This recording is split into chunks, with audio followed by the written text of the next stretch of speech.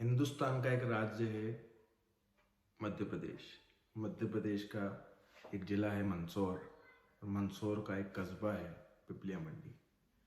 ये कहानी वही उसी पिपलिया मंडी के एक राहुल की है, राहुल पाटीदार। मुझे वो मिला था 2018 में। उसके बाद क्या हुआ ये मैं आपको बाद में बताऊंगा, पर राहुल का बचपन समझ लो। राहुल लगभग 2003 के आसपास पैदा हुआ और स्कूल में एडमिशन हुआ उसका शायद 2005 में या 6 में। वहाँ एडमिशन होते ही एक हफ्ते के अंदर ही राहुल के पापा को उस स्कूल के प्रिंसिपल ने बुला लिया। बोला कि आपके घर में तो हीरा पैदा हो गया, ये बहुत ही कॉन्फिडेंट बच्चा है, बहुत ही ब्राइट बच्चा है, इसको आगे पढ़ाना ज़रूर, हो सकता है हमारे पूरे गांव का या हमारे कस्बे का नाम रोशन कर दे। बाप बहुत प्राउड हुआ, बट फिर उसने सोचा कि छोटा बच्चा है, कोई एक आधी पोएम ढंग से सुना दी होगी, और ज़्यादा नहीं सोचते वो वापस चला गया। समय बीतता गया, राहुल आगे बढ़ता गया और उसको एक आदत सी हो गई जीतने की। वो क्लास में सेकंड आने को ही तैयार नहीं था। हर बार हर सब्जेक्ट में 98% से ज़्यादा मार्क्स। 10th भी उसने 97% के साथ में पास करी प्री बोर्ड, और बोर्ड में लगभग 93-94% उसके बने। पूरे गांव में ढोल बजे, उसका स्वागत किया गया, लोगों ने मिठाइयाँ बांटी कि हमारा बेटा जो है टॉप कर गया। इस भरोसे पे, इस उम्मीद पे कि शायद ये हमारी लाइफ को बदल सकता है, उसके बाप ने लोन ले लिया और उसको भेज दिया इंदौर आगे की पढ़ाई के लिए। इंदौर में भी अच्छे खासे स्कूल में उसको एडमिशन मिल गया। माँ बाप का इंटरव्यू ही नहीं लिया गया। ये तो जनरली आजकल माँ बाप का इंटरव्यू होता है बच्चे को एडमिशन लेने के लिए भी। ठीक है, रूल्स है। उसके स्कोर को देखते हुए, उसकी मार्कशीट्स को देखते हुए स्कूल एडमिनिस्ट्रेशन ने उसको हॉस्टल में फ्री एकोमोडेशन दे दिया, रहने की व्यवस्था करा दी उसकी फ्री में। धीरे धीरे धीरे जो है वो स्कूल के बाकी बच्चों के साथ घुलता मिलता रहा, बट एक चीज़ उसको हमेशा जो है उनसे अलग कर देती थी, उसकी इंग्लिश पे कमांड। वो कोशिश बहुत करता था पर शायद गलत करता था, और वो हर बार उस पूरे ग्रुप से वो अलग हो जाता था। वो कोशिश कर रहा था कि एक दिन डिबेट कंपटीशन अनाउंस हो गया। डिबेट कंपटीशन, वाद विवाद प्रतियोगिता। डिबेट कंपटीशन में जो टॉपिक्स थे वो टॉपिक्स पे राहुल पहले भी एक बार भाग ले चुका था। वहाँ उसको हिंदी में बोलना था और उसने जीता था, उसको पास ट्रॉफी थी, तो उसको बहुत कॉन्फिडेंस आया कि मैं इस पे तो बात कर सकता हूँ, बट उसको भाग लेने से रोक दिया गया क्योंकि डिबेट कंपटीशन इंग्लिश में था।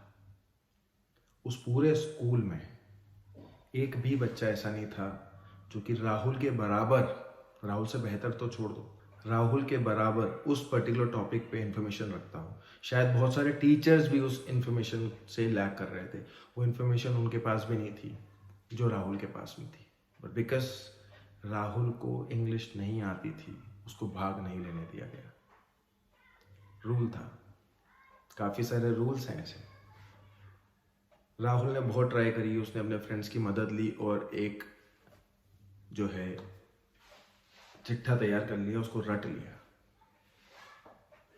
स्कूल टीचर्स ने उसकी डेडिकेशन को देखते हुए उसको भाग लेने भी दिया। राहुल ने भाग लिया और हर एग्ज़ाम में, हर रेस में, हर प्रतियोगिता में सबसे आगे आने वाला राहुल, हर मुकाबले में जीतने वाला राहुल हार गया। क्यों हारा?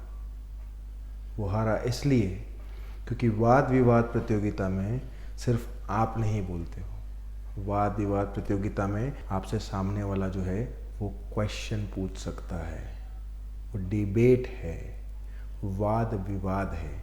जो आप बोलोगे सामने वाला उसको चुप करके सुन ले, ऐसा नहीं होता। और जब वाद विवाद हुआ तो राहुल बस उन्हीं चीज़ों का जवाब दे पाया जिनको वो रट के आया था। क्या राहुल रट्टू तोता था? राहुल रट्टू तोता नहीं था, बट क्योंकि वो लैंग्वेज बैरियर था, उस वजह से जिस सब्जेक्ट में सबसे ज़्यादा इन्फॉर्मेशन रखने वाला राहुल हार गया। पॉइंट ये है कि उसमें राहुल की गलती क्या थी। उसने तो अपना बेस्ट दिया, ब्राइट स्टूडेंट था। कहीं ना कहीं शायद वो एजुकेशन सिस्टम में गलती थी या कमी थी, गलती नहीं बोलना चाहिए।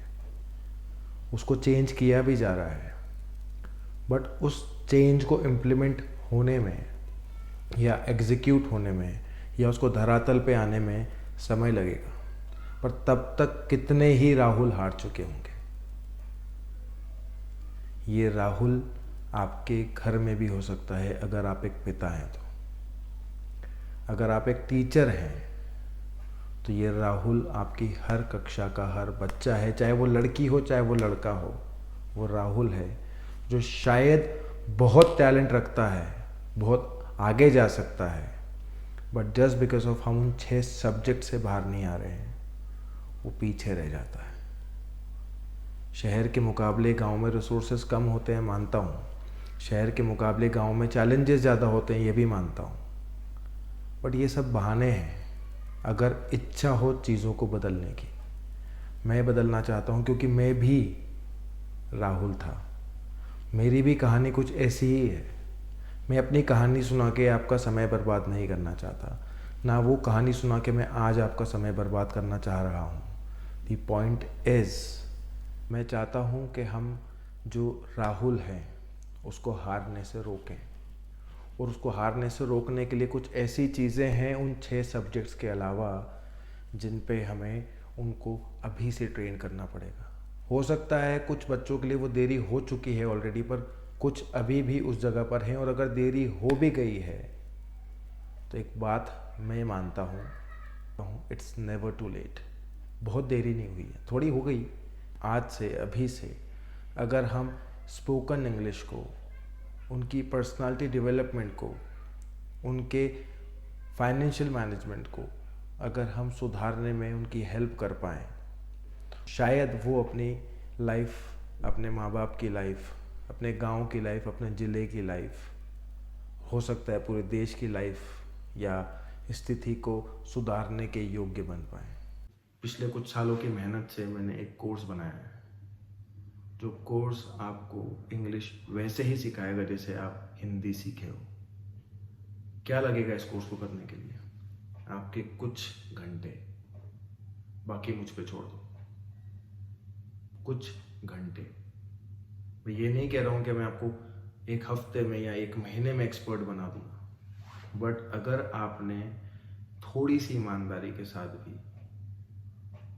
इस कोर्स को पूरा किया या इस कोर्स को पूरा कराने में मेरी हेल्प करी, तो मैं आपको ये वादा कर रहा हूँ कि आने वाले 60 से 70 दिन आपकी लाइफ को चेंज कर देंगे। ठीक है? क्या है इस कोर्स में, क्या नहीं है, ये मैं अभी बताना नहीं चाहता। मुझे फीचर्स नहीं बताने में, ये कोई सेल्स का वीडियो नहीं है। दी पॉइंट इज़ कि अगर आप एक टीचर हैं और इस वीडियो को देख रहे हैं, तो आपके बच्चे आपकी जिम्मेदारी हैं। आपके बच्चे आपका विजिटिंग कार्ड है। जैसे हम बिजनेस करते हैं तो हमारा एक प्रोडक्ट होता है, वैसे ये बच्चे आपका प्रोडक्ट हैं। ये जहाँ भी जाएंगे, इनकी प्राइमरी एजुकेशन में आपके स्कूल का नाम होगा और इनके दिमाग में आपका नाम।